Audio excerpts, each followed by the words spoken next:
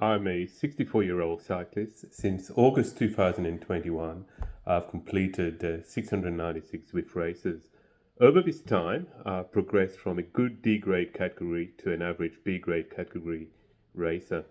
Given my age, I've been very happy and even proud of my progress.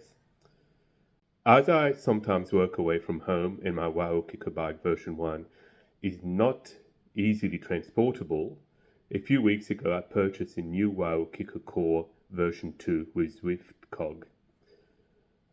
I immediately noticed a significant deterioration in my race performance riding the Kicker Core. It quickly became apparent that sticky wax has been contributing to my marked improvement over the past few years. For the uninitiated, sticky wax is an indoor cycling issue where a rider's power output reading stays high for several seconds after they stop pedaling or reduce effort. It gives the rider free energy by over-reporting power for these few seconds. I am sure that I am not the only indoor cyclist plagued with sticky wax. The aim of this video is to increase awareness of the issue, discuss how to recognize whether it is affecting your trainer, and discuss what to do about it. Sticky wax is more common with certain indoor trainers and can be related to connection issues. So before delving any further, let me give you an overview of my setup. I run all my indoor cycling platforms on a gaming computer linked to a widescreen TV by HDMI. I use a 2.4 gigahertz Wi-Fi dongle shown with a red arrow and control the games with a wireless keyboard shown with a blue arrow and with a companion app shown with a green arrow. The two trainers will be discussing are my Kicker bike version 1 and my version 2 Wahoo Core with Zwift cog attached to my road bike. To test for sticky wax on each platform, I performed 2 to 3 strong pedal strokes and recorded the power response on screen. For each platform, I've highlighted the timer with a red arrow and the power display with a yellow arrow. In Zwift, I connected each trainer via the Zwift companion app and set the power display to instant.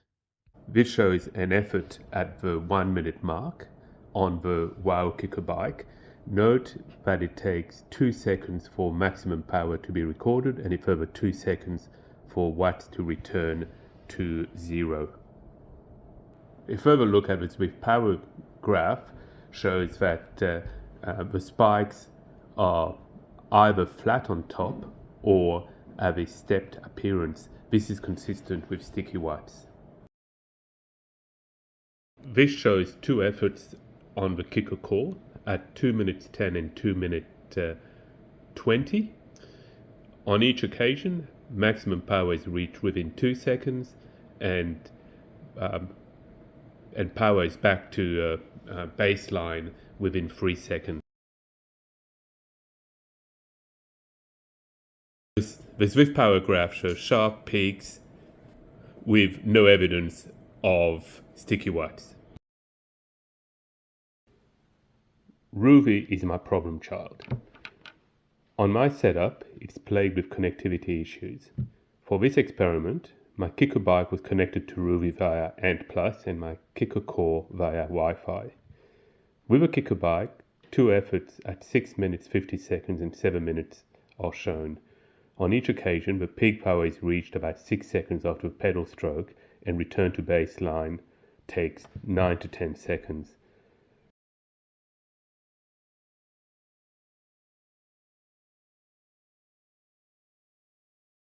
On the Kicker Core, 2 efforts at 20 and 40 seconds are shown.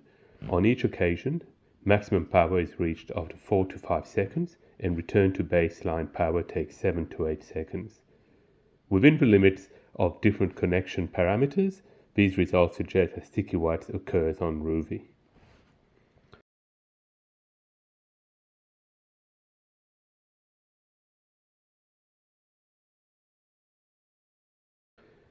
On MyWhoosh, both trainers were connected via Bluetooth and power update frequency was set at 1 second. Two efforts on the kicker bike are shown at 3 minutes 30 seconds and 3 minutes 40 seconds. On each occasion, maximum power is reached at 4 seconds and power was back to baseline within 6 seconds.